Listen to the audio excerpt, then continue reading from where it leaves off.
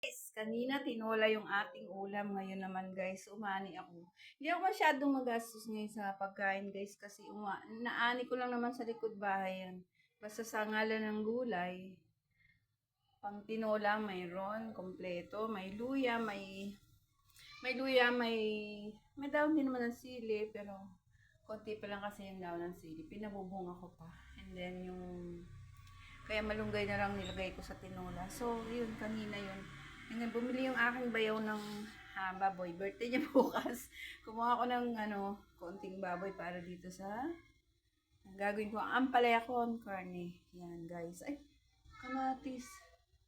Di pala ako nangakong kamatis. Yan. Yun, guys, ito ang lulutuin ko ngayon. Ito nga pala kanina, binuro ko na yung mangga. Ayan, guys, nandito na siya. Nilagay ko na dito sa microwavable na lalagyan. Tsaka ito, meron pang ito glass, ayan. Binuro ko na yung manggang napulot ko kanina. O, diba guys? Be practical, guys. Ayan. Ayan, pametira, mamaya, ayan. Bagoong, maghahanap tayo ng bagoong, guys. Ayan, para dyan. Tapos, ay, di ni LJ.